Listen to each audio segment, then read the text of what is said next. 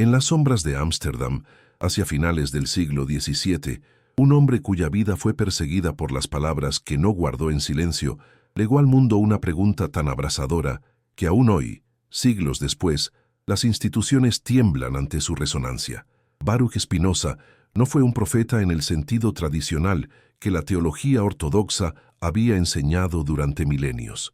No fue un visionario que experimentara arrebatos místicos en el desierto, ni un intermediario que recibiera tablas de piedra en la cumbre de una montaña rodeada de truenos divinos. Pero fue algo que las estructuras de poder religioso temían aún más que a cualquier hereje. Fue un pensador que se atrevió a desmantelar los andamios del miedo que sostenía toda la arquitectura de la autoridad eclesiástica. ¿Qué es lo que realmente vieron los profetas? Esta es la pregunta que abrió como una herida luminosa en el cuerpo dormido de la cristiandad occidental. Una pregunta que exigía respuestas incómodas, que demandaba que se encendieran luces en las catacumbas de la tradición donde tanto secreto había sido enterrado. La verdad es que la humanidad ha sido condicionada durante siglos a temer más a las preguntas que a las respuestas. Porque una respuesta cierra un ciclo, sella un asunto, permite que la mente descanse en la comodidad de lo conocido. Pero una pregunta bien formulada es como una llave que abre puertas que las autoridades han mantenido cerradas con múltiples cerrojos. ¿Por qué la Iglesia, en todos sus siglos de esplendor y poder, invirtió más recursos en silenciar a los pensadores libres que en alimentar a los pobres? La respuesta a esta interrogante revela una verdad incómoda que Spinoza comprendió con claridad cristalina. El miedo, no la fe, ha sido siempre el verdadero motor de las instituciones religiosas. El miedo a que los hombres y las mujeres descubrieran que podían pensar por sí mismos, que podían leer el texto sagrado sin necesidad de un intermediario que les dijera qué significaba cada palabra, cada parábola, cada mandamiento.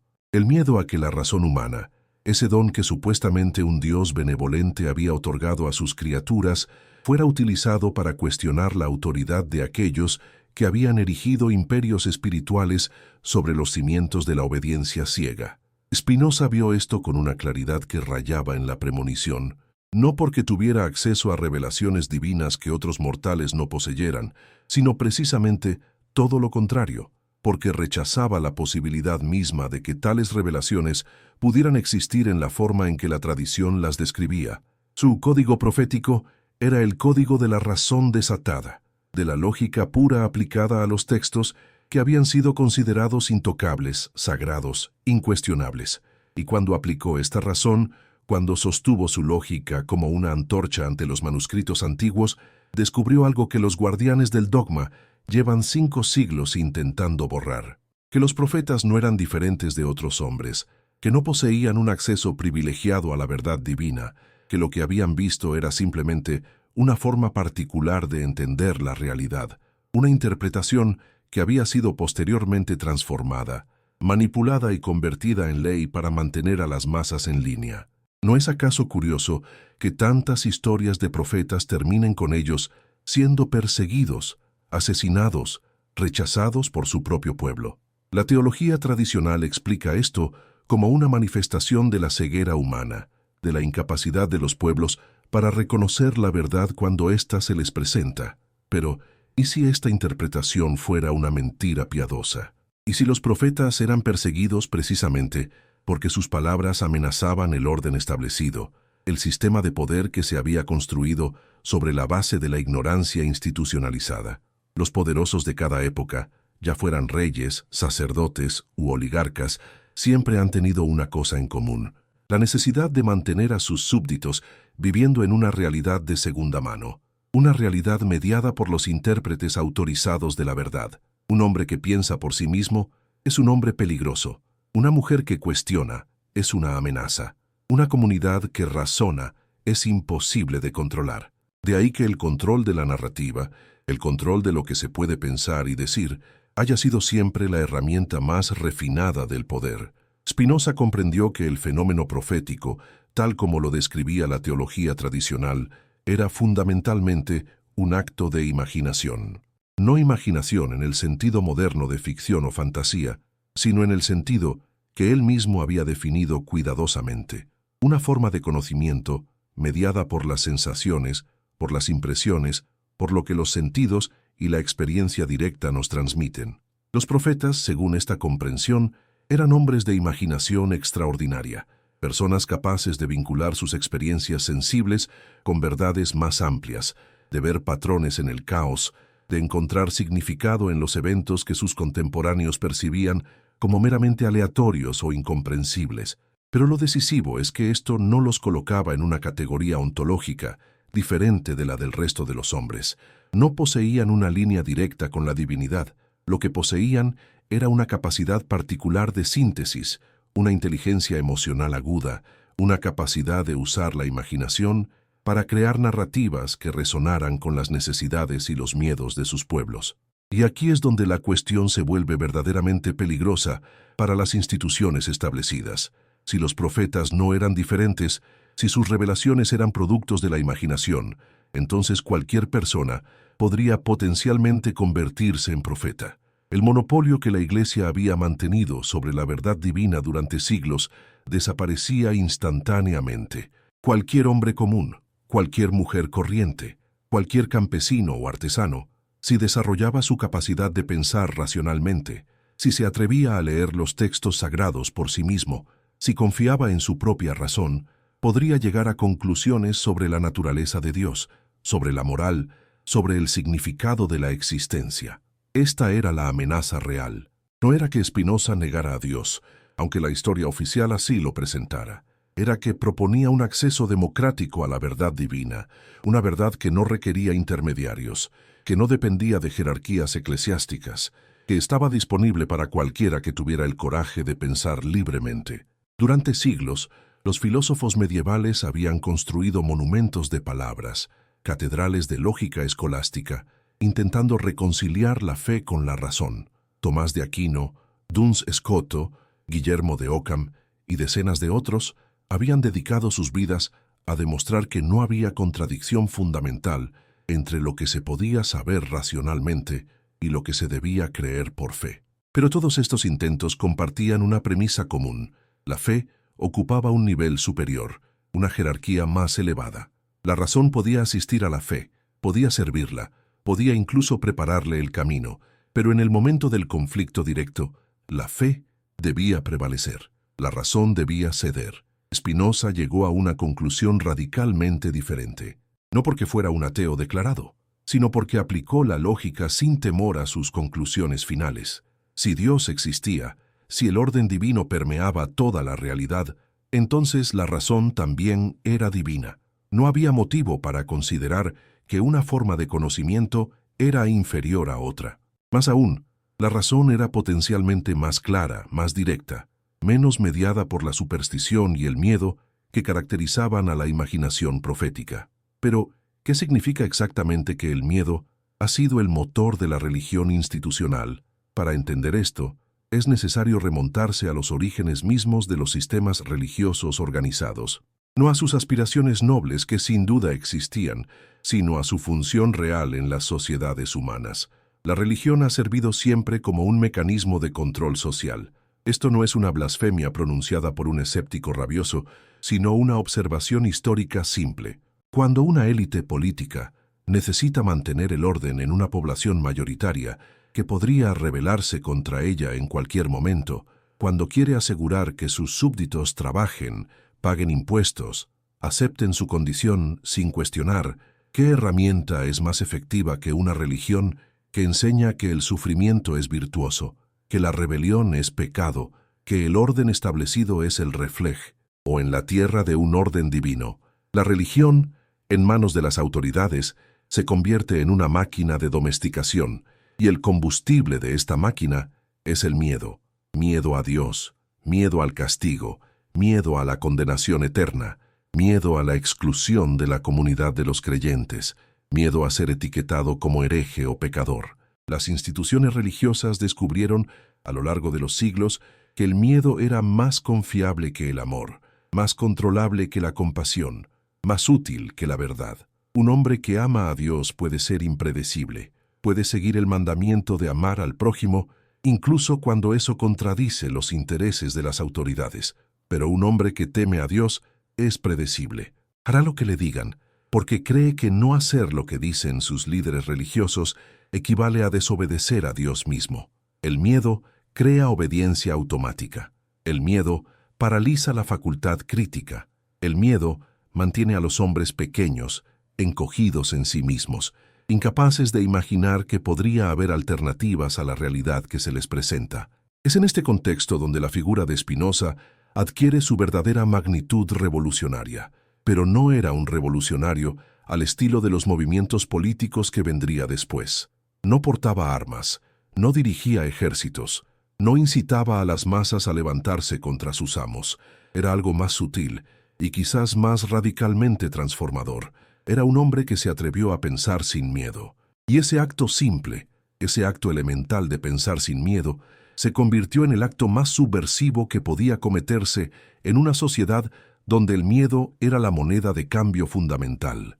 ¿Qué significa que un dogma se derrumbe ante la razón? Significa que la estructura entera sobre la cual se había erigido resulta ser hueca, que los cimientos que parecían de roca sólida eran en realidad arena compactada. Un dogma es la negación de la pregunta, es la afirmación de que algo es verdadero, no porque pueda ser demostrado o entendido, sino precisamente porque no debe ser cuestionado. Cree porque debes creer, acepta porque te lo ordeno. No preguntes porque las preguntas son peligrosas. El dogmatismo es la muerte de la capacidad de pensar, y es también la prueba más clara de que aquellos que defienden el dogma saben, en lo profundo de su ser, que si se permitiera la pregunta, el dogma no resistiría. Spinoza no se proponía destruir a Dios, se proponía libertar a Dios de la prisión en la que los teólogos lo habían encerrado. Un Dios tal como lo describía la teología ortodoxa era un Dios ridículamente pequeño, un ser cósmico que tenía preferencias personales, que premiaba a sus favoritos y castigaba a sus enemigos, que se comunicaba solo a través de intermediarios autorizados, que requería sacrificios y súplica constante para mantener su favor. Este no era Dios en absoluto. Era simplemente una versión amplificada de un déspota humano, un tirano cósmico. El Dios de Spinoza era infinitamente mayor, infinitamente más profundo, un Dios que no actuaba por capricho, sino que era idéntico al orden racional del universo mismo. Un Dios cuyos atributos incluían la inteligencia, la razón, la lógica. Un Dios que estaba más presente en un acto de comprensión genuina, en un momento de claridad intelectual, en un acto de pensamiento libre, que en cualquier ceremonia religiosa, cualquier sacrificio ritual, cualquier acto de obediencia ciega. Y entonces, casi de manera accidental, Spinoza había reescrito el código profético. No era que estuviera negando que los profetas existieran o que sus palabras carecieran de importancia. Era que estaba redefiniendo fundamentalmente lo que significaba ser profeta. Los profetas verdaderos, según esta nueva comprensión, no eran aquellos que afirmaban tener una línea directa con lo divino. Eran aquellos que se atrevían a pensar sin las cadenas del miedo, que usaban su razón para comprender el orden real del universo, que se atrevían a desafiar las mentiras consolidadas por las instituciones. En cierto sentido, Spinoza se declaraba profeta a sí mismo, no porque tuviera visiones especiales, sino precisamente porque rechazaba la noción de que las visiones especiales fueran posibles o deseables. Su profecía era la profecía de la razón desatada, de la inteligencia humana finalmente libre de sus grilletes. Pero aquí surge una pregunta verdaderamente inquietante, una pregunta que acecha bajo todas las discusiones sobre Spinoza y su legado. ¿No será que la verdadera fe comienza exactamente cuando las certezas se quiebran? ¿No será que la religión institucional ha cometido el error fundamental de confundir la fe con la certeza? La certeza es algo que puede ser poseído, controlado, transmitido de una autoridad a otra. Pero la fe, la verdadera fe, es algo radicalmente diferente. La fe es un acto de apertura a la realidad, una disposición de la conciencia que no requiere certezas previas.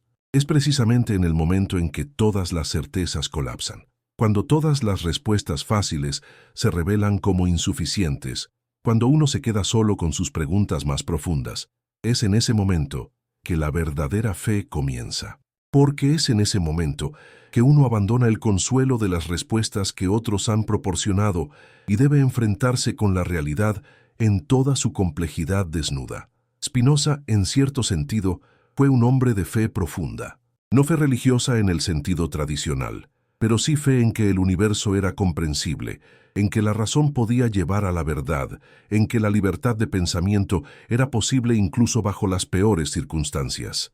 Esa era su fe. Y esa fe lo llevó a vivir una vida de austera dedicación intelectual, rechazando los honores académicos que se le ofrecían, viviendo de moler lentes, escribiendo en la soledad de su cuarto en La Haya, sabiendo que sus palabras serían condenadas, que sería excomulgado de su propia comunidad judía, que la mayoría de sus contemporáneos lo consideraría un blasfemo y un libertino espiritual. La cuestión que Spinoza plantea, entonces, no es simplemente una cuestión filosófica abstracta sobre la naturaleza del conocimiento profético. Es una cuestión profundamente existencial sobre cómo debemos vivir, sobre qué significa ser verdaderamente libres, sobre si la obediencia ciega puede ser considerada alguna vez como verdadera devoción. Y es precisamente porque esta cuestión toca los fundamentos mismos de cómo la sociedad se organiza, cómo el poder se ejerce, cómo la realidad se interpreta y se distribuye, que las instituciones religiosas establecidas sintieron la necesidad de condenarlo, de silenciarlo, de asegurarse de que sus libros fueran colocados en el índice de obras prohibidas, de que su nombre fuera asociado con la herejía y la maldad. Pero aquí, antes de continuar con esta exploración de las profundidades de lo que Spinoza reveló, queremos hacer una pausa para dirigirnos directamente a ti, que estás mirando esto en este momento, en tu habitación o tu sala, en tu trabajo o tu transporte, en cualquiera que sea el rincón del mundo donde te encuentres. Te invitamos a que escribas en los comentarios exactamente desde dónde estás viendo este video, de qué país eres, de qué ciudad específica, qué hora es allí en este momento en que estas reflexiones están alcanzando tu conciencia. Porque la verdad es que la filosofía, la verdadera filosofía, no es un monólogo de expertos dirigido a una masa pasiva de receptores. Es un diálogo, una conversación a través del tiempo y el espacio, una comunión de mentes que buscan la verdad. Cuando escribas tu ubicación, cuando compartas la hora en tu lugar del mundo, estás participando en algo más grande que ti mismo. Estás afirmando que también tú eres un participante en esta búsqueda antigua y siempre nueva de la verdad.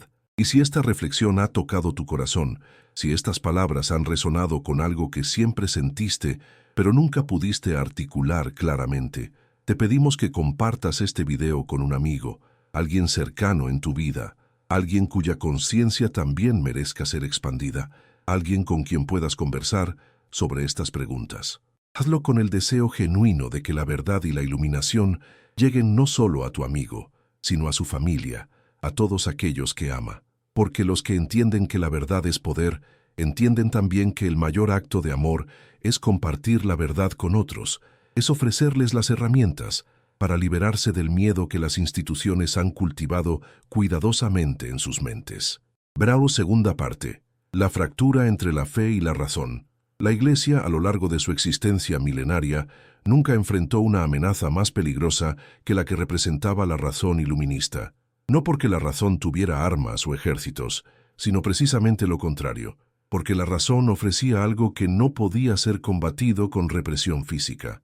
Ofrecía una alternativa, no simplemente una alternativa religiosa, una herejía que pudiera ser condenada y sus seguidores quemados en la hoguera. Ofrecía la posibilidad de que la verdad sobre el universo, sobre Dios, sobre la naturaleza de la realidad, pudiera ser descubierta sin necesidad de la mediación de instituciones religiosas. Y en el corazón de este movimiento revolucionario del pensamiento se encontraba Spinoza, sosteniendo una filosofía que era al mismo tiempo un acto de guerra intelectual contra el dogmatismo y un acto de amor genuino por la verdad. ¿Por qué la Iglesia teme más a las dudas que a las herejías?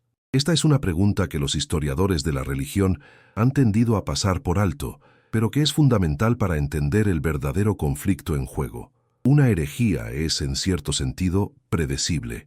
Es una creencia falsa que puede ser identificada, condenada, combatida. Se puede crear un argumento contra ella, se puede demostrar su falsedad mediante la lógica escolástica, se puede aplastar la herejía mediante la autoridad, pero la duda es incontrolable. La duda es el estado mental en el cual el individuo suspende su juicio. No acepta las respuestas que se le dan simplemente porque una autoridad se las proporciona, sino que sigue cuestionando. Una persona en duda es una persona que aún no ha caído completamente bajo el control. Una persona en duda es una persona cuya conciencia aún está despierta, y esa es la amenaza más grande. Spinoza comprendía esto profundamente. Por eso su estrategia no fue simplemente presentar argumentos alternativos que pudieran ser refutados mediante otros argumentos. Su estrategia fue mucho más radical. Fue enseñar a los hombres a dudar, a cuestionar sistemáticamente, a aplicar la razón sin limitaciones a los textos que habían sido considerados sagrados e incuestionables. En su Tratado Teológico-Político, que fue publicado anónimamente por razones obvias de seguridad personal, Spinoza llevó a cabo lo que podría describirse como una vivisección del texto bíblico. No para demostrar lo falso en general, sino para mostrar cómo el texto bíblico era un documento humano, producto de circunstancias históricas específicas, escrito por múltiples autores a lo largo de siglos, editado, reescrito, manipulado por diversas autoridades políticas y religiosas. ¿Qué sucede cuando se aplica la crítica histórica a los textos sagrados? Se descubre inmediatamente que muchas de las historias que la teología ortodoxa presentaba como verdades eternas e inmutables eran en realidad construcciones históricas, narraciones que habían sido transformadas y reinterpretadas a medida que pasaban los siglos. Los milagros que supuestamente habían ocurrido exactamente como se describían en los evangelios comenzaban a aparecer, cuando se los examinaba críticamente, como interpretaciones de eventos ordinarios que habían sido posteriormente amplificados, dramatizados, transformados en narrativas más espectaculares y persuasivas. Los mandamientos de Dios que la Iglesia presentaba como universales y eternos resultaban ser, cuando se los situaban en su contexto histórico, respuestas específicas a problemas específicos de las sociedades antiguas. Esto no significa que Spinoza estuviera negando que los profetas existieran o que sus palabras carecieran de importancia histórica. Lo que estaba haciendo era más fundamental. Estaba destruyendo la posibilidad de que la autoridad de los profetas pudiera ser empleada para justificar la autoridad de las instituciones religiosas que supuestamente los sucedían. Si los profetas eran hombres de imaginación extraordinaria, pero no poseían acceso privilegiado a la verdad eterna, entonces, ¿en qué se basaba la autoridad de aquellos que afirmaban ser sus sucesores? ¿Qué derecho tenían los papas, los obispos, el clero de afirmar que poseían una interpretación correcta y vinculante de lo que los profetas habían dicho? ¿No era acaso una usurpación del poder profético? ¿No era precisamente el tipo de distorsión que uno esperaría de aquellos que querían mantener el control sobre las masas? La respuesta de Spinoza era clara. Sí, exactamente eso era lo que había sucedido. A lo largo de la historia del cristianismo, las instituciones religiosas habían capturado el lenguaje profético, lo habían transformado, lo habían convertido en una herramienta de control político. Habían tomado las palabras de hombres que, en su tiempo, habían cuestionado el orden establecido, que habían desafiado el poder de las élites políticas y religiosas de su época y las habían transformado en justificaciones para el poder de nuevas élites religiosas. Era una distorsión cruel, una ironía histórica de dimensiones trágicas. Las palabras de aquellos que habían hablado en nombre de la liberación humana habían sido transformadas en cadenas. Pero hay un aspecto incluso más profundo a este análisis que Spinoza llevaba a cabo. No era simplemente una cuestión histórica, aunque sin duda era eso también. Era también una cuestión epistemológica fundamental, una pregunta sobre la naturaleza del conocimiento mismo. ¿Cómo puede un profeta afirmar que conoce la verdad? ¿Cuál es la base de su afirmación? Si respondemos que es porque ha experimentado una revelación divina, un arrebato sobrenatural en el cual Dios se ha comunicado directamente con él, entonces hemos admitido que el conocimiento profético es fundamentalmente subjetivo, fundamentalmente basado en la experiencia personal del individuo. Y si es subjetivo, entonces ¿cómo puede servir como base para formular leyes universales, para gobernar a pueblos enteros, para determinar lo que es correcto e incorrecto para todos? Aquí es donde Spinoza presentaba una alternativa radical. Si queremos conocimiento que sea válido más allá del individuo, que sea verdaderamente universal, que pueda servir como base para la vida en común, entonces debemos buscar ese conocimiento en la razón, en la aplicación de la lógica pura a la evidencia disponible. El conocimiento racional es necesariamente más confiable que el conocimiento profético, porque es reproducible, porque puede ser verificado por cualquier mente racional, porque no depende de la experiencia mística particular de un único individuo. Si dos matemáticos en diferentes países, en diferentes épocas, aplican los principios de la geometría al mismo problema, llegarán a la misma conclusión. Pero si dos profetas afirman haber experimentado revelaciones divinas sobre el mismo asunto, es muy probable que lleguen a conclusiones completamente diferentes, incluso contradictorias. ¿Cuál de ellos posee la verdadera revelación? ¿Cómo determinamos esto? No hay forma. Solo hay conflicto, ambigüedad, la necesidad de alguna autoridad externa para decidir. Es precisamente este punto el que Spinoza consideraba como el corazón del problema. El conocimiento profético, por su naturaleza misma, genera la necesidad de autoridades interpretativas. Si yo afirmo que he tenido una experiencia mística que no puedes verificar, entonces necesitas creerme o no creerme. Pero si no puedes verificarlo, entonces la única forma de saber si digo la verdad es confiar en mi carácter, en mi reputación, en la opinión de otros que ya han decidido creerme. Se establece una cadena de autoridad. Yo creo en el profeta, porque la Iglesia dice que debo creerle. Creo en la Iglesia porque un sacerdote lo dice. Creo en el sacerdote porque sus palabras se alinean con lo que siempre he escuchado. La verdad se vuelve una cuestión de obediencia a la cadena de mando, no una cuestión de comprensión genuina. En contraste, el conocimiento racional se basa en principios que anyone puede verificar. No tienes que creerme cuando digo que 2 más 2 es 4. Puedes comprobarlo por ti mismo. Puedes tomar 2 objetos, luego otros 2, y contar cuántos objetos hay en total. La verdad matemática es democrática en este sentido. Está disponible para todos aquellos que tengan la capacidad y la voluntad de pensar. No requiere intermediarios, no requiere autoridades especiales. Requiere solo la facultad que todos los hombres poseen, la capacidad de razonar. Y si extendemos este principio más allá de las matemáticas, si aplicamos este método riguroso de verificación racional a todas las áreas del conocimiento, incluyendo la teología, entonces descubrimos que la mayoría de lo que la Iglesia presentaba como verdades eternas e inmutables resulta ser en realidad interpretable, cuestionable e incluso falsable. Ahora bien, es importante entender que Spinoza no estaba negando que los textos bíblicos fueran verdaderos o significativos. Estaba reubicándolos en su verdadero lugar en la jerarquía del conocimiento. Los textos bíblicos eran valiosos como documentos históricos, como expresiones de las creencias y valores de pueblos antiguos, como fuentes de inspiración moral y espiritual. Pero no eran, y no podían ser la base del conocimiento sobre la naturaleza de la realidad. Para eso, necesitábamos la ciencia natural, el método racional, la investigación empírica. Los profetas no sabían nada sobre astronomía, nada sobre la estructura del universo, nada sobre las leyes de la física que gobernaban el movimiento de los planetas. Galileo, con su telescopio y su aplicación de las matemáticas a la observación del cielo, había penetrado más profundamente en los misterios del universo que todos los profetas bíblicos juntos.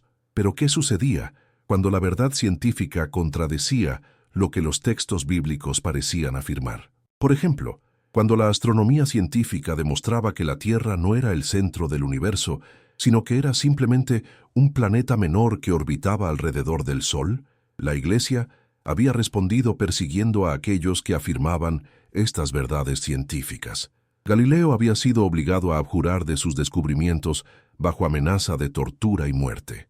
Giordano Bruno, que había ido incluso más lejos y había sugerido que el universo era infinito y que contenía innumerables mundos habitados, fue quemado en la hoguera en 1600. Spinoza vio claramente que había solo una forma racional de resolver estos conflictos entre la autoridad religiosa y la verdad científica. La verdad religiosa y la verdad científica debían ocupar dominios separados. La ciencia podía afirmar verdades sobre la estructura física del universo, pero esto no tenía nada que ver con la verdad religiosa, que se refería a cómo debían vivir los hombres, a lo que era correcto e incorrecto, a las cuestiones de moralidad y sentido. Si la Biblia y la ciencia parecían contradecirse, entonces simplemente significaba que alguien había malinterpretado uno u otro, o ambos.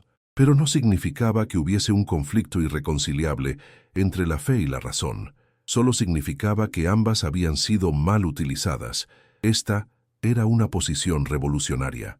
No era ni el fundamentalismo religioso, que insistía en que toda verdad verdadera debía estar contenida en el texto bíblico, ni era el materialismo ateo que insistía en que la religión era una ilusión y que solo la ciencia poseía la verdad. Era una tercera posición, una posición que afirmaba la autonomía tanto de la ciencia como de la religión, pero que insistía en que ambas debían ser rigurosas en su dominio. Pero esto nos lleva a una pregunta aún más profunda, una pregunta que toca el corazón mismo del conflicto entre Spinoza y la Iglesia. ¿Es realmente posible que la religión sea verdadera si se basa en la imaginación en lugar de en la razón? ¿Es posible una religión que renuncie al conocimiento profético, que reconozca que sus afirmaciones son interpretables y sujetas a revisión? La respuesta de Spinoza es sorprendente. Sí, no solo es posible, sino que es la única forma auténtica de religión. ¿Recuerdas cuando dijimos que la verdadera fe comienza cuando las certezas se quiebran? Aquí es donde esa afirmación adquiere su verdadero significado. Una religión que insiste en que su texto es literalmente verdadero en todos sus detalles, que no admite la posibilidad de error o malinterpretación, que exige que sus seguidores acepten sus afirmaciones sin cuestionamiento, esa religión no es realmente fe, es obediencia.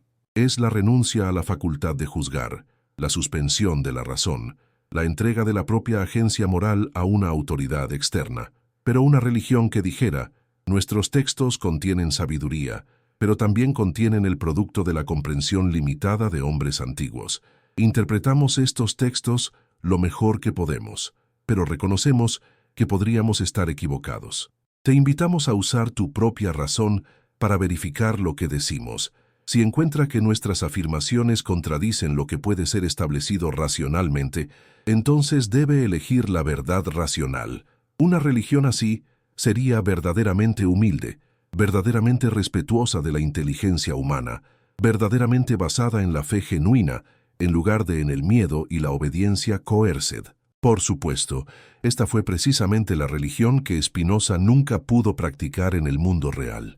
Fue excomulgado de la comunidad judía portuguesa a los 24 años por sus opiniones heterodoxas. Pasó el resto de su vida bajo sospecha por parte de las autoridades religiosas cristianas. Sus libros fueron prohibidos. Murió en relativo aislamiento, su legado intelectual enterrado durante siglos, su nombre maldecido en púlpitos y universidades, porque su verdadero crimen no había sido simplemente cuestionar doctrinas específicas. Su crimen había sido cuestionar el sistema en sí, la estructura misma del poder religioso, y eso era imperdonable. Veamos en detalle lo que Spinoza descubrió cuando aplicó su crítica racional a los relatos bíblicos.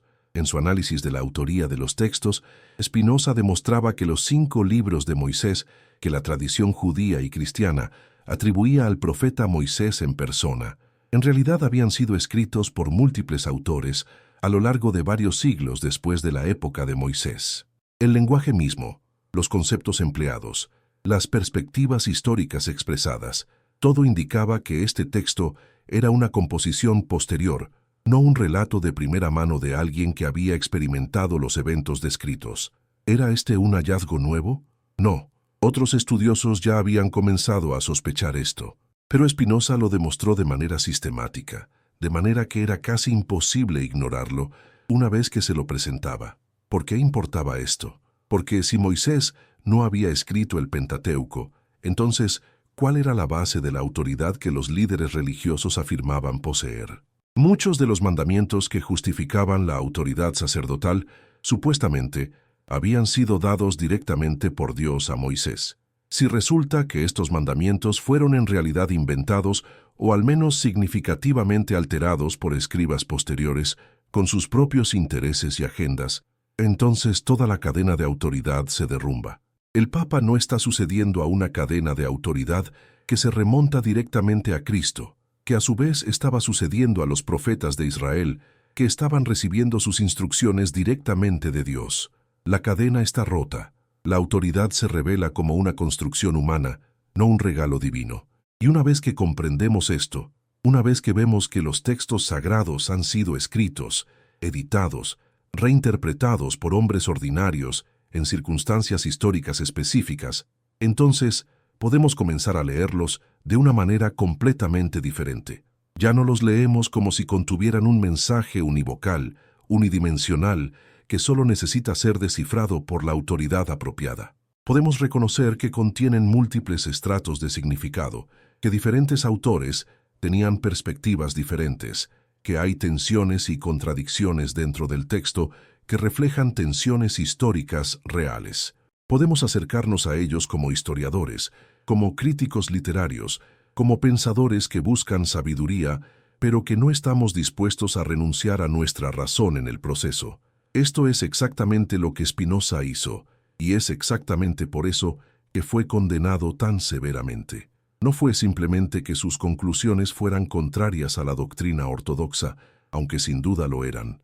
Fue que el método que empleaba, el enfoque crítico e histórico a los textos sagrados, era existencialmente amenazante para toda la estructura de autoridad religiosa. Porque si alguien podía cuestionar la autoría de la Biblia, si alguien podía sugerir que los mandamientos no venían directamente de Dios, si alguien podía proponer que el significado del texto era complejo e interpretable, entonces, ¿quién decidía qué era correcto y qué era incorrecto? ¿Quién poseía autoridad? De repente, la autoridad se volvía precaria, dependiente de la capacidad de la Iglesia para convencer a la gente, no simplemente de ordenarles que obedecieran. Pero hay un aspecto del pensamiento de Spinoza que es incluso más profundo, más radicalmente transformador que su crítica histórica de los textos bíblicos. Es su comprensión de la naturaleza de Dios mismo. Para la teología tradicional, Dios era una persona, una entidad separada del universo, que lo había creado desde afuera, que podía intervenir en él de formas extraordinarias, que tenía preferencias y parcialidades personales. Un Dios así podía tener favoritismo, podía elegir un pueblo específico, podía otorgar bendiciones especiales a algunos individuos mientras castigaba a otros. Para Spinoza, todo esto era una proyección de categorías humanas sobre lo divino. Dios no era una persona. Dios era la sustancia infinita, la realidad en sí misma. Dios no estaba separado del universo. Dios era el universo. Todo lo que existía, cada partícula de materia, cada pensamiento, cada evento, era una manifestación de la sustancia infinita de Dios. No había nada fuera de Dios. No había creación en el sentido tradicional de que Dios existía antes de crear el universo, y luego decidió crear algo. Dios y el universo eran una sola cosa. La realidad era necesariamente como era. No podía ser de otra manera. No había libertad en Dios, pero también no había arbitrariedad. Todo lo que sucedía según leyes necesarias, según la lógica interna de la existencia. ¿Pero qué significa esto en términos prácticos? ¿Qué implicaciones tiene para cómo entendemos la vida religiosa, la moralidad, el sentido de nuestra existencia?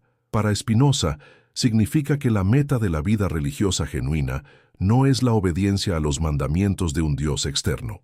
Es la expansión de nuestra comprensión, el desarrollo de nuestra capacidad de pensar, la creciente alineación de nuestras vidas con el orden racional del universo. Es lo que Spinoza llamaba la ciencia intuitiva, el conocimiento inmediato de sí mismo y de Dios como el fundamento eterno de todas las cosas. En este estado de conocimiento, en este nivel más alto de comprensión, el conflicto entre el yo individual y el universo se disuelve.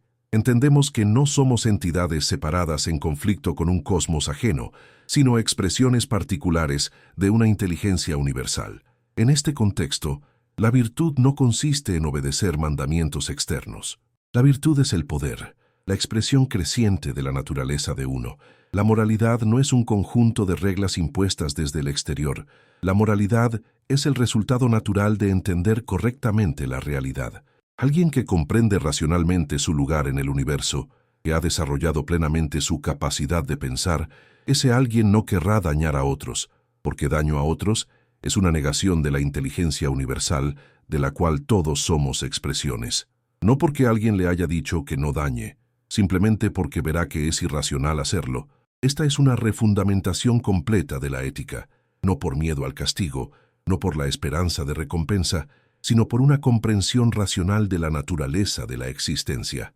Es una ética sin culpa, sin castigo, sin la necesidad de redención. Es simplemente una vida vivida de acuerdo con la naturaleza, una vida de gozo genuino derivado de la expansión de la propia capacidad de ser y de entender. Y es precisamente por eso que Spinoza fue tan peligroso para las instituciones religiosas, porque él había presentado una alternativa, una forma de vivir que era profundamente espiritual, profundamente moral, pero que no requería la autoridad de la Iglesia. Una persona que había comprendido a Dios, tal como Spinoza lo describía, que había alcanzado la sabiduría que él proponía, esa persona no necesitaba un sacerdote, no necesitaba confesión, no necesitaba la Eucaristía, no necesitaba la jerarquía eclesiástica en absoluto. Su relación con lo divino era directa, inmediata, basada en su propia comprensión racional. Tercera parte, el clímax de la revelación. En los últimos años del siglo XIX, casi 2 siglos después de la muerte de Spinoza, los filósofos comenzaron a comprender finalmente lo que había sucedido cuando este hombre silencioso de Ámsterdam había colocado su pluma sobre el papel. No había simplemente criticado la religión institucional, había ofrecido una alternativa filosófica fundamental a la estructura entera del pensamiento occidental. Había colocado la razón donde la tradición había colocado la fe revelada. Había colocado la libertad de pensamiento donde la tradición había insistido en la obediencia. Había colocado la búsqueda activa de la verdad donde la tradición había insistido en aceptar las respuestas ya provistas. Todo esto había sucedido de una manera tan lógica, tan clara, tan inevitable, que una vez que había sido expuesto, era casi imposible de ignorar. Y sin embargo, durante siglos así fue ignorado. Así fue enterrado bajo capas de olvido, suprimido por autoridades que entendían instintivamente la amenaza que representaba. Pero la verdad no puede ser enterrada para siempre. Esto es quizás la verdadera revelación que Spinoza nos ha dejado. No es que hayamos descubierto algún código secreto que estaba oculto en los textos bíblicos. Es que hemos descubierto que el propio acto de buscar la verdad, el propio compromiso con la razón, el propio rechazo de la obediencia ciega, todo esto es profundamente profético. Es lo que verdaderamente significa ser profeta. Ser alguien que ve más claramente lo que otros están condicionados a ignorar, ser alguien que se atreve a hablar verdad, incluso cuando la verdad es incómoda, especialmente cuando la verdad es incómoda, porque la verdad que Spinoza fue revelando, lentamente, línea por línea, argumento por argumento, era una verdad sumamente incómoda, que el sistema entero de control religioso, que había funcionado durante más de 1000 años, que había moldeado los valores, las instituciones, las estructuras de poder del mundo occidental, ese sistema entero estaba basado en el miedo, no en la verdad, sino en el miedo, no en el amor genuino a Dios, sino en el miedo al castigo, no en la libertad para pensar, sino en la represión cuidadosa de la capacidad de pensar.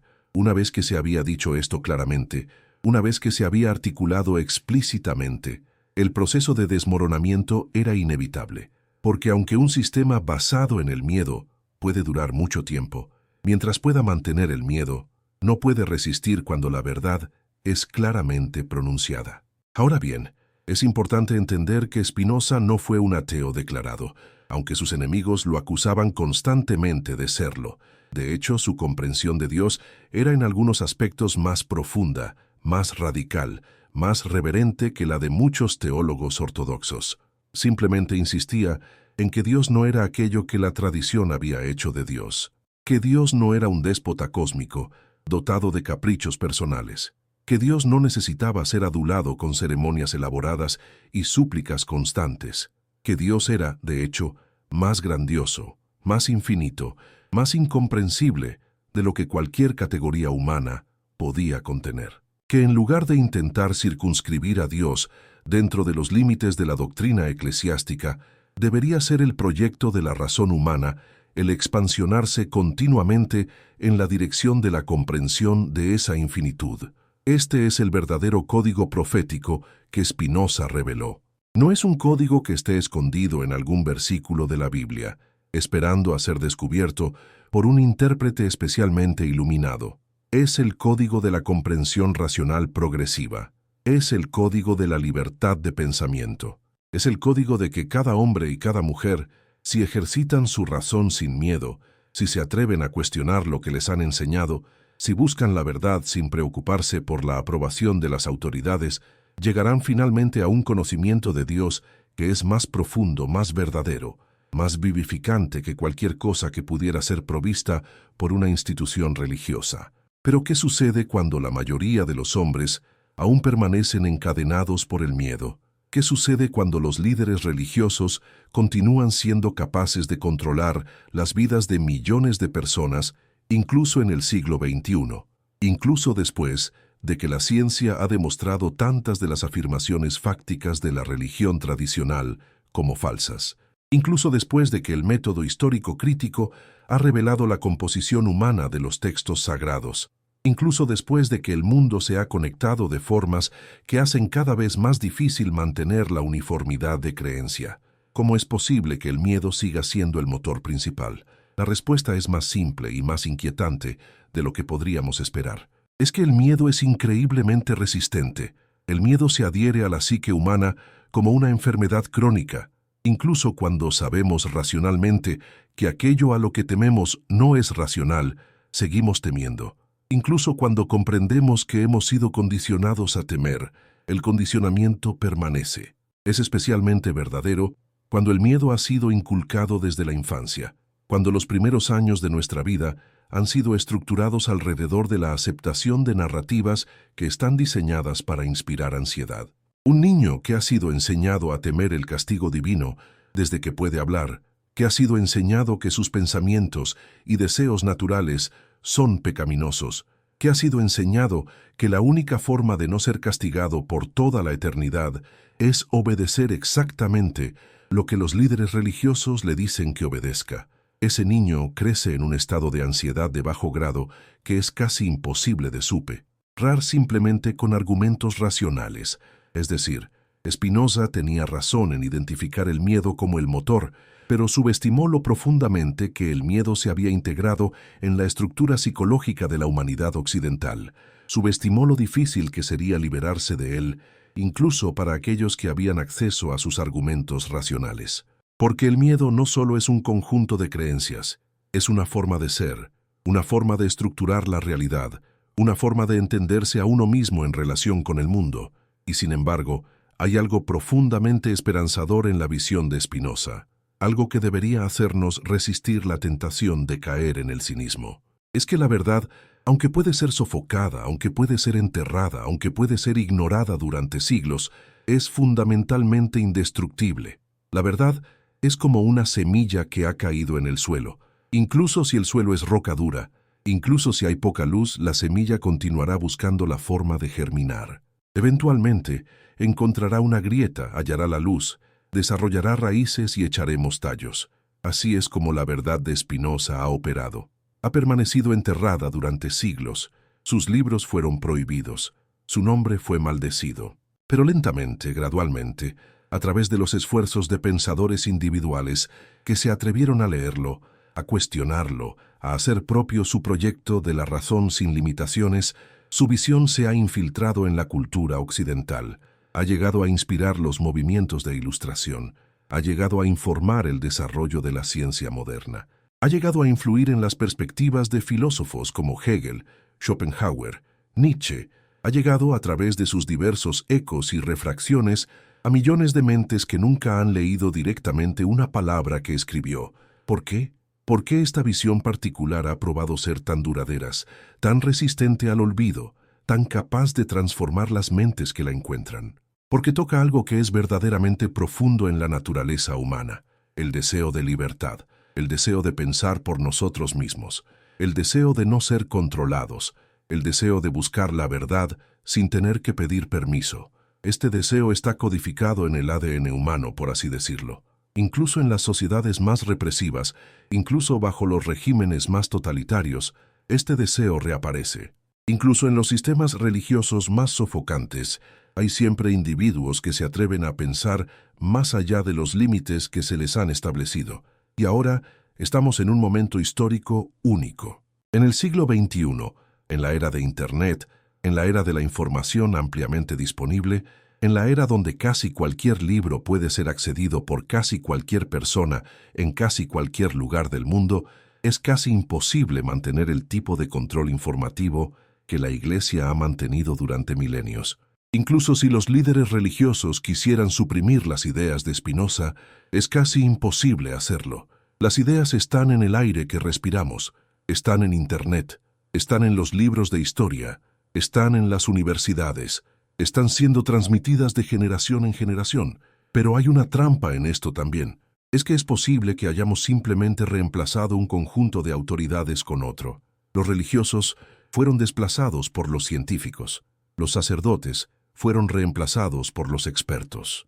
El miedo a la condenación eterna fue reemplazado por el miedo al ridículo social, por el miedo a estar desinformado, por el miedo a ser excluido de la comunidad de aquellos que están en lo correcto.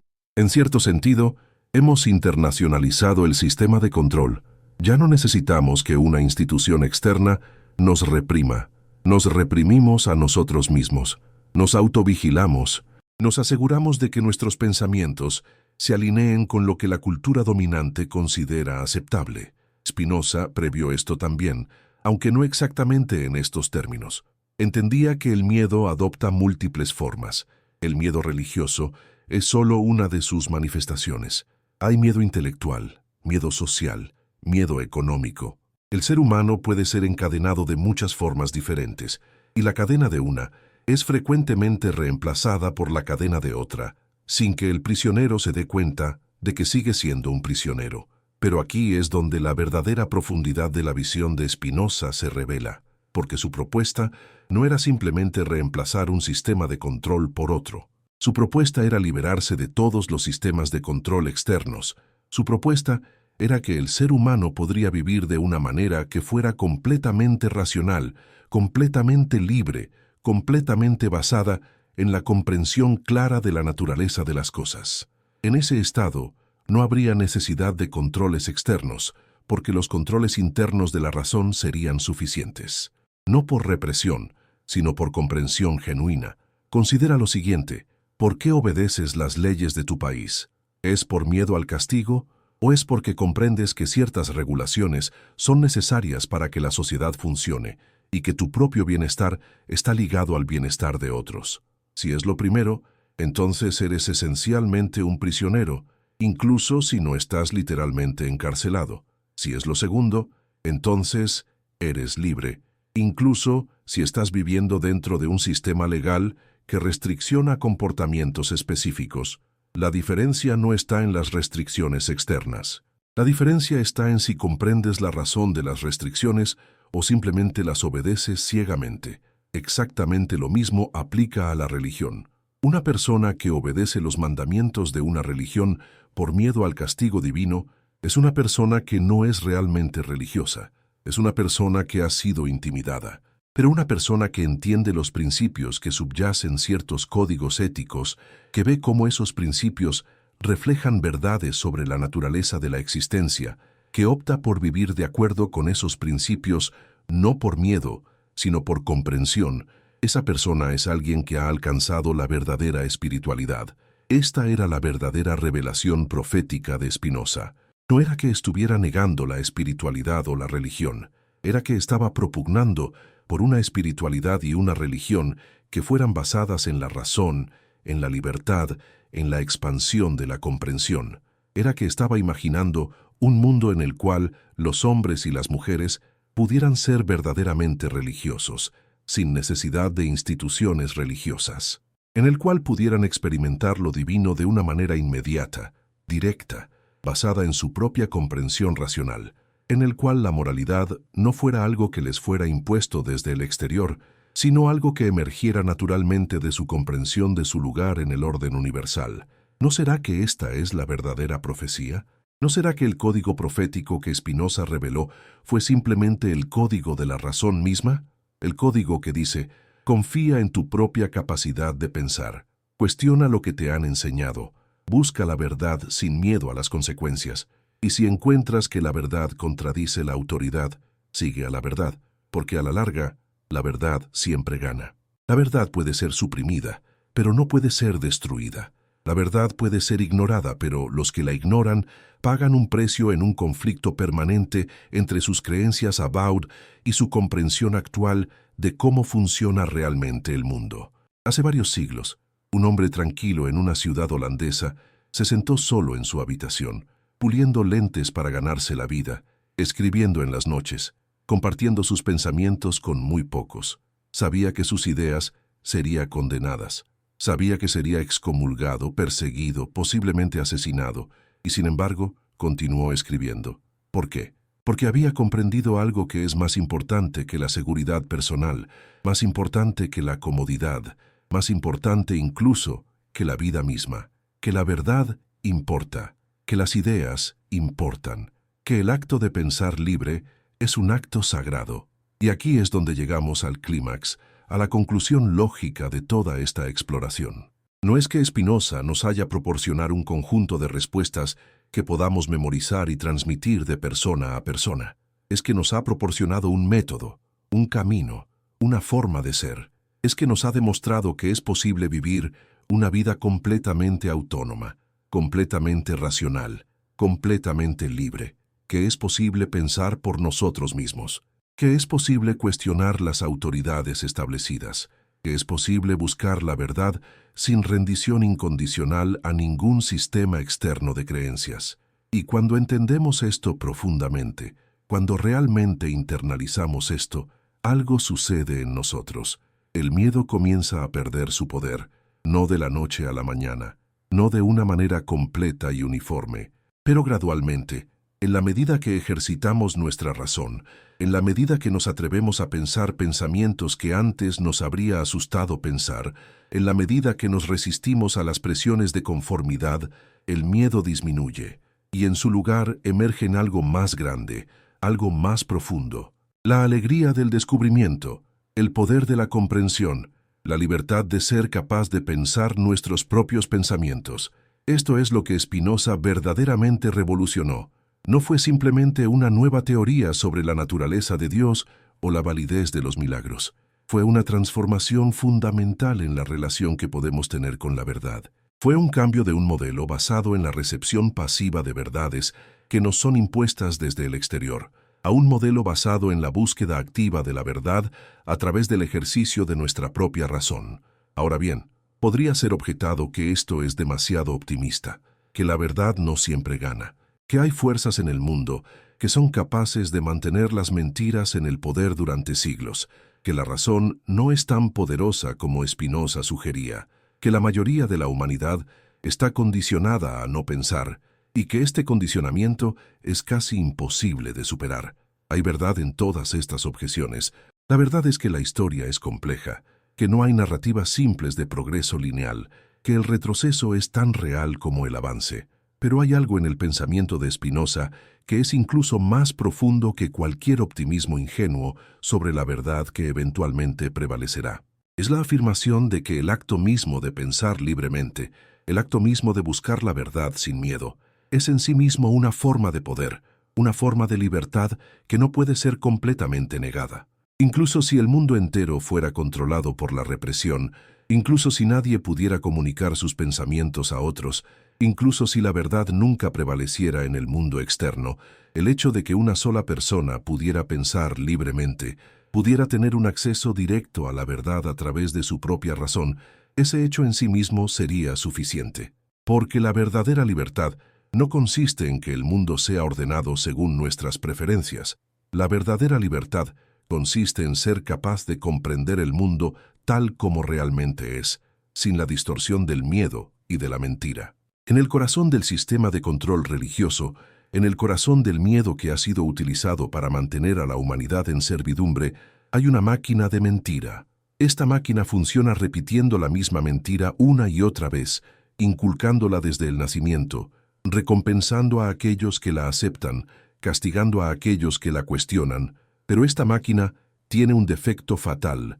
Es lógicamente inconsistente. Si la examinas lo suficientemente cuidadosamente, si aplicas la razón sin miedo, descubrirás que sus afirmaciones no se sostienen, que contradicen unas a otras, que no son consistentes con lo que sabemos sobre cómo funciona realmente el mundo. Spinoza fue quien primero mapeó con claridad dónde se encontraban estas inconsistencias. Fue quien primero mostró que era posible aplicar la razón de manera consistente, sin tener que hacer excepciones especiales para los dogmas religiosos. Fue quien primero demostró que un sistema de creencias completamente racional era posible, y que este sistema no solo no requería de la religión institucional, sino que realmente lo hacía mejor sin ella. Pero más allá de todo esto, más allá de todos los argumentos específicos, hay algo incluso más importante. Es que Spinoza nos ha mostrado, a través de su propia vida, que es posible permanecer fiel a la verdad, incluso cuando todo el mundo te presiona para que abjures de ella. Es que es posible vivir una vida de integridad y propósito, incluso cuando esa vida es rechazada por la sociedad. Es que el acto de pensar libremente, el acto de buscar la verdad, el acto de negarse a aceptar las mentiras que te son presentadas, estos actos son en sí mismos profundamente dignificantes. Son en sí mismos una forma de victoria, incluso si nunca son reconocidos como tales por el mundo. Y así llegamos al final de esta exploración, al punto en el cual debemos hacer una pregunta final, la más importante de todas. ¿Qué vamos a hacer con este conocimiento? ¿Vamos a continuar viviendo en el miedo, aceptando las mentiras que nos han sido transmitidas, obedeciéndole a las autoridades simplemente porque tienen el poder de castigarnos? ¿O vamos a hacer lo que Spinoza hizo? ¿Vamos a buscar la verdad sin miedo? ¿Vamos a ejercitar nuestra razón? ¿Vamos a pensar por nosotros mismos? Esta es la verdadera profecía, la verdadera revelación que Spinoza nos ha dejado. No son códigos secretos escondidos en los textos antiguos. Es una invitación a cada uno de nosotros de convertirse en profeta, de convertirse en alguien que ve claramente, que piensa libremente, que busca la verdad, incluso cuando es incómoda. Es una invitación a la libertad, a la razón, a la vida auténtica. Y así, mientras contemplamos este mensaje en este momento particular en la historia, mientras vivimos en un tiempo en el cual el acceso a la información es sin precedentes, cuando es casi imposible suprimir la verdad, cuando las antiguas autoridades están siendo cuestionadas como nunca antes, surgen preguntas que Spinoza plantó hace siglos y que ahora están cosechando sus frutos. ¿Qué significa ser verdaderamente libre? ¿Qué significa ser verdaderamente religioso? ¿Qué significa vivir una vida de verdadera integridad? Y si estas preguntas te han tocado, si han resonado en lo más profundo de tu ser, entonces quizás hayas comprendido algo de lo que Spinoza trató de comunicar en esos largos siglos de silencio después de su muerte. Te invitamos ahora a pensar en estas cuestiones profundamente. Piensa en lo que has aprendido aquí, en cómo se relaciona con tu propia vida. ¿Dónde estás sentado en este momento? ¿En qué país? ¿En qué ciudad? ¿Qué hora es en tu lugar? Comparte esto en los comentarios, porque cuando lo hagas, estarás participando en esta continuidad de la verdad. Estarás afirmando que también tú eres un buscador de la verdad, un pensador libre. Y si este mensaje ha significado algo para ti, si ha abierto nuevas perspectivas, nuevo entendimiento, entonces comparte este video con alguien cercano. Comparte esta verdad con un amigo, alguien cuya conciencia merece ser expandida. Hazlo con el deseo sincero de que la iluminación, la libertad, la bendición de la comprensión llegue no solo a ese amigo, sino a toda su familia, a todos aquellos a quienes ama, porque esta es la naturaleza real de la verdad, que cuando es liberada, cuando es compartida, cuando es permitida a circular sin restricción, tiene un poder transformador que nada más posee. La verdad es contagiosa. La verdad se propaga.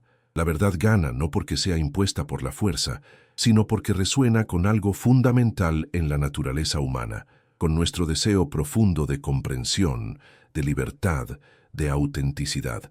Y así termina el código profético que Spinoza reveló, no con respuestas definitivas, sino con preguntas permanentes, no con certezas consoladoras, sino con libertad estimulante, no con miedo, sino con la posibilidad infinita de un universo racional, esperando a ser comprendido por aquellos que tengan el coraje de pensar. Segunda parte. La fractura entre la fe y la razón. La Iglesia, a lo largo de su existencia milenaria, nunca enfrentó una amenaza más peligrosa que la que representaba la razón iluminista. No porque la razón tuviera armas o ejércitos, sino precisamente lo contrario, porque la razón ofrecía algo que no podía ser combatido con represión física.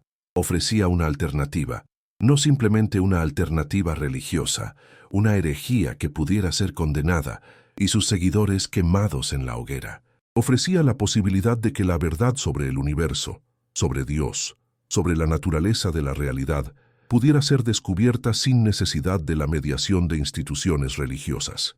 Y en el corazón de este movimiento revolucionario del pensamiento se encontraba Spinoza, sosteniendo una filosofía que era al mismo tiempo un acto de guerra intelectual contra el dogmatismo y un acto de amor genuino por la verdad. ¿Por qué la Iglesia teme más a las dudas que a las herejías? Esta es una pregunta que los historiadores de la religión han tendido a pasar por alto, pero que es fundamental para entender el verdadero conflicto en juego. Una herejía es, en cierto sentido, predecible. Es una creencia falsa que puede ser identificada, condenada, combatida.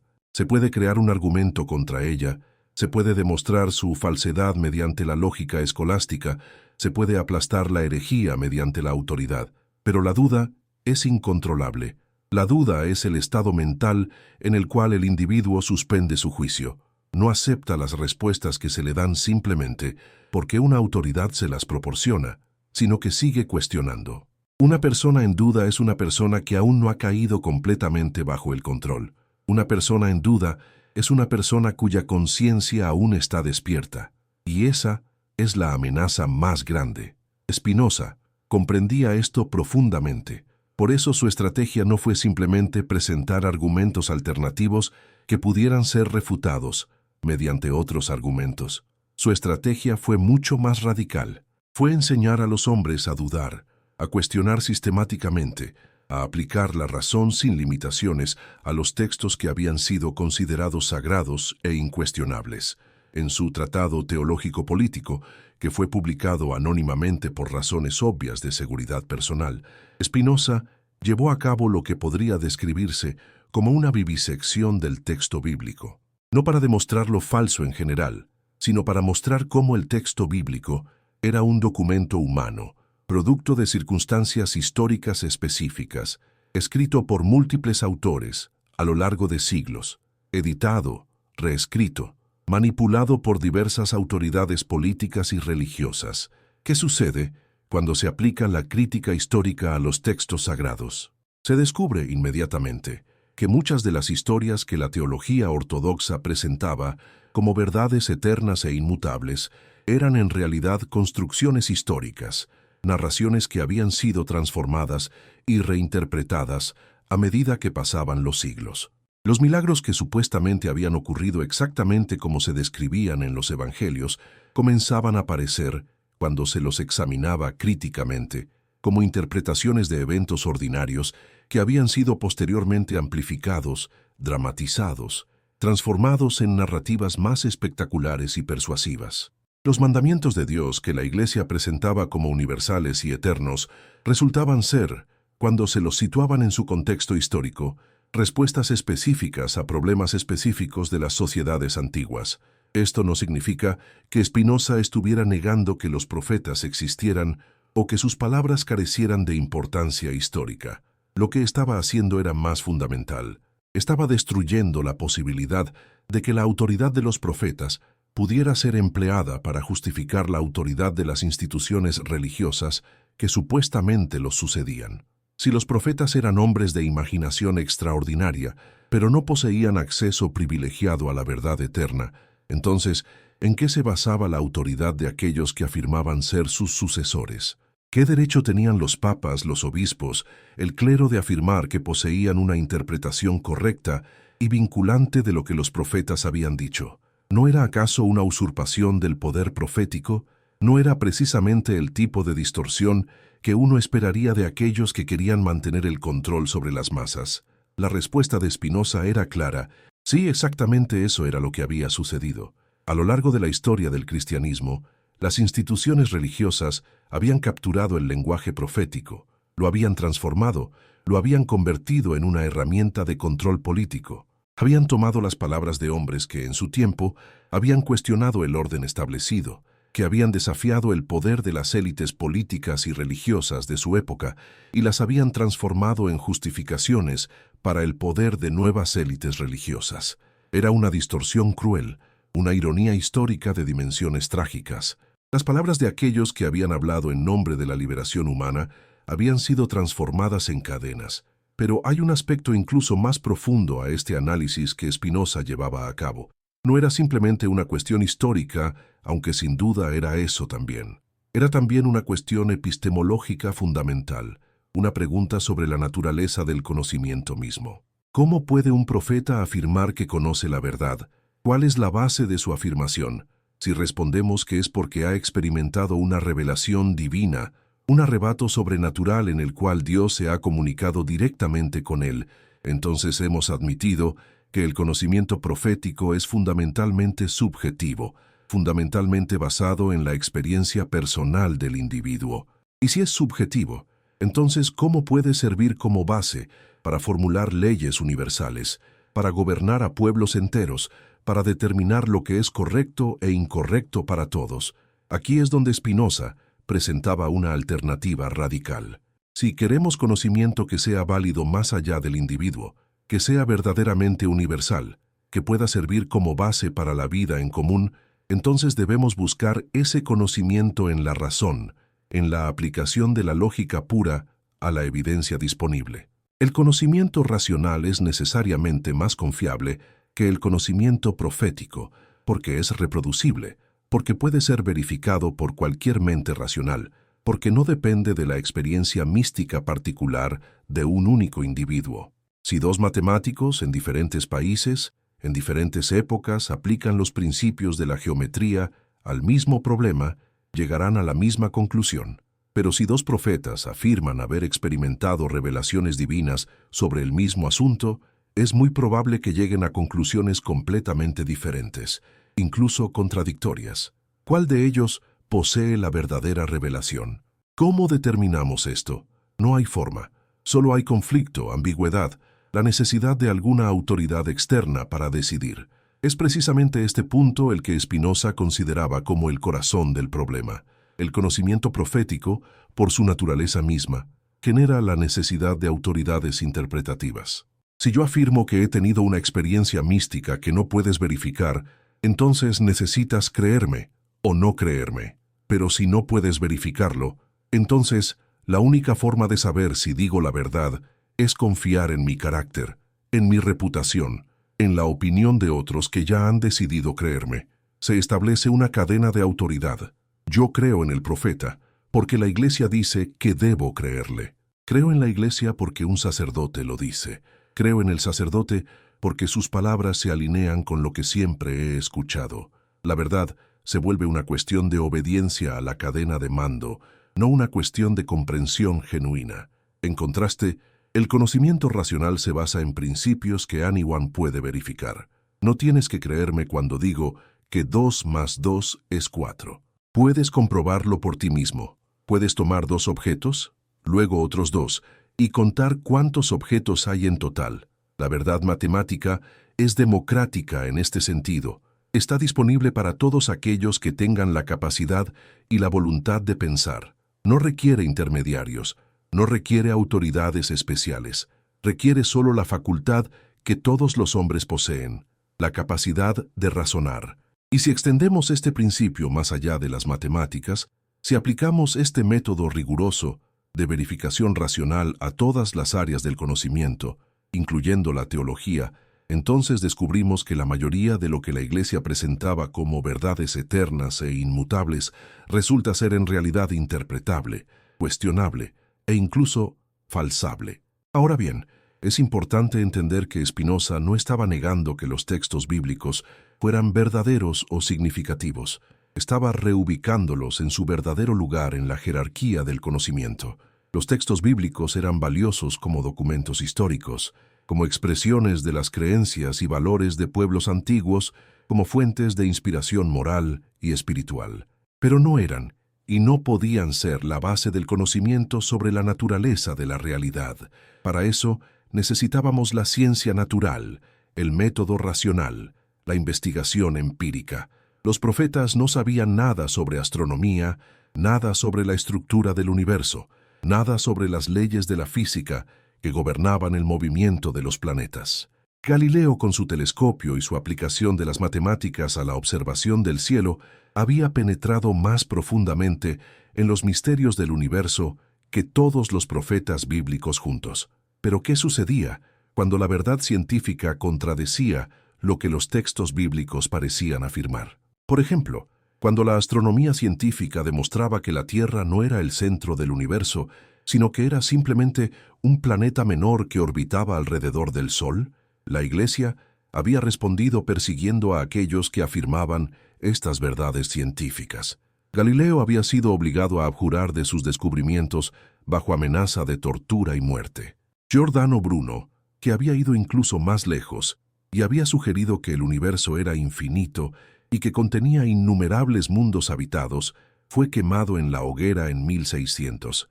Spinoza vio claramente que había solo una forma racional de resolver estos conflictos entre la autoridad religiosa y la verdad científica. La verdad religiosa y la verdad científica debían ocupar dominios separados. La ciencia podía afirmar verdades sobre la estructura física del universo, pero esto no tenía nada que ver con la verdad religiosa, que se refería a cómo debían vivir los hombres, a lo que era correcto e incorrecto, a las cuestiones de moralidad y sentido.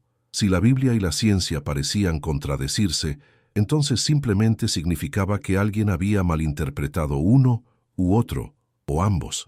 Pero no significaba que hubiese un conflicto irreconciliable entre la fe y la razón. Solo significaba que ambas habían sido mal utilizadas.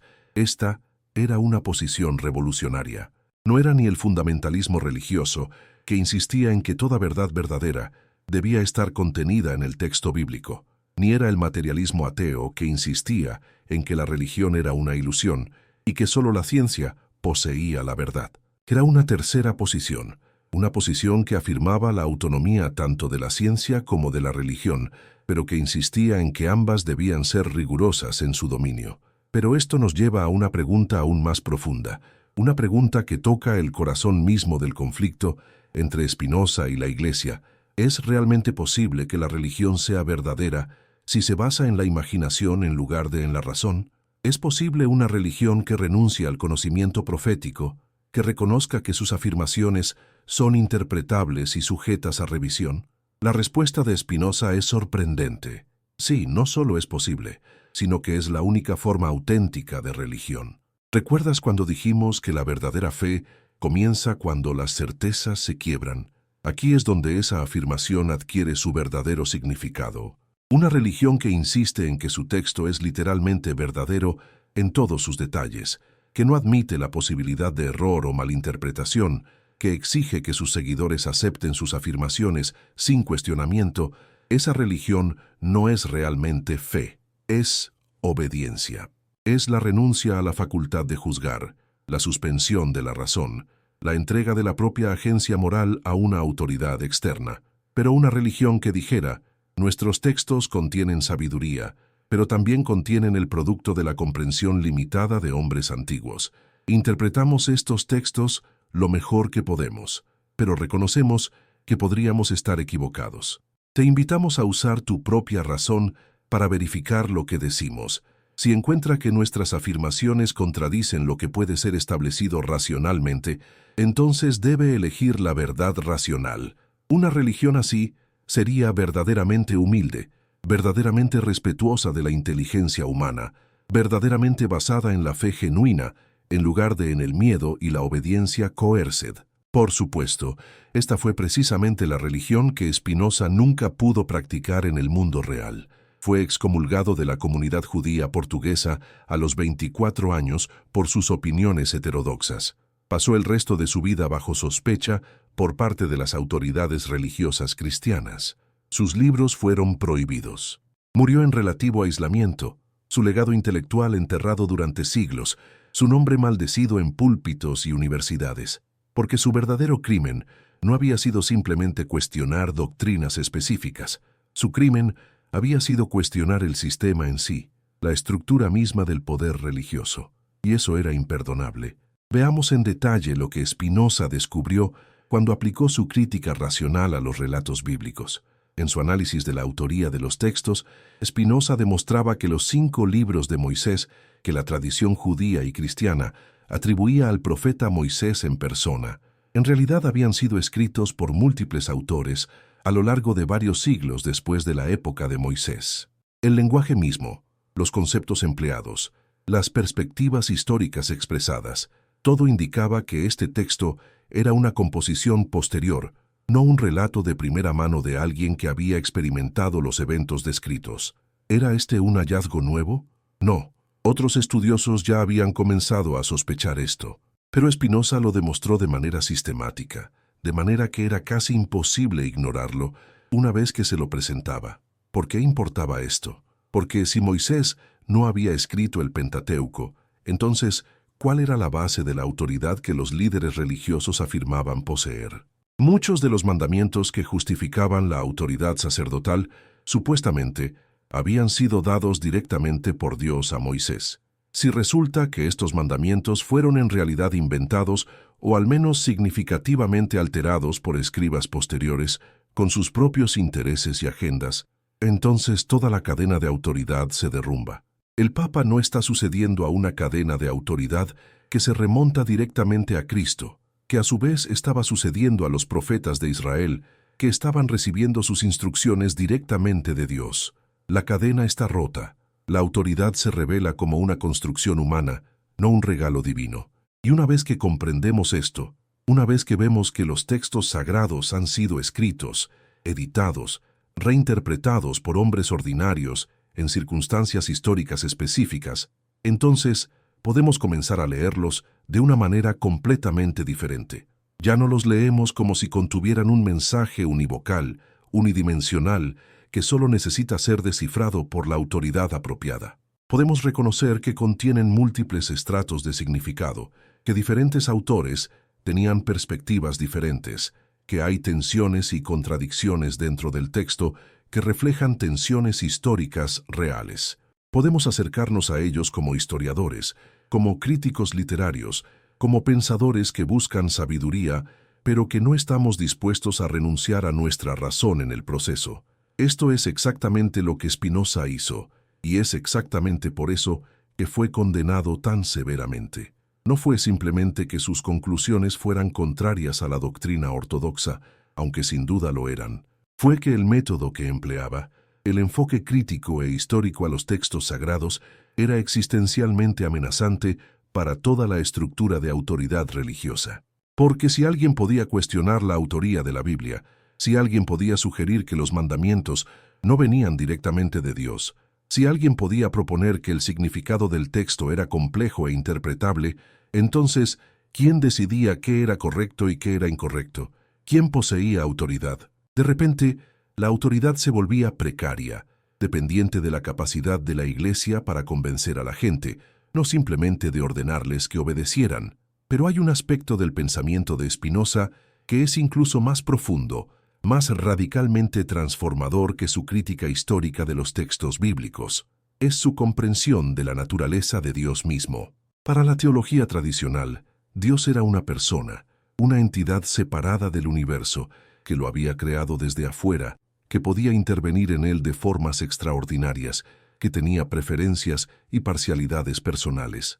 Un Dios así podía tener favoritismo, podía elegir un pueblo específico, podía otorgar bendiciones especiales a algunos individuos mientras castigaba a otros.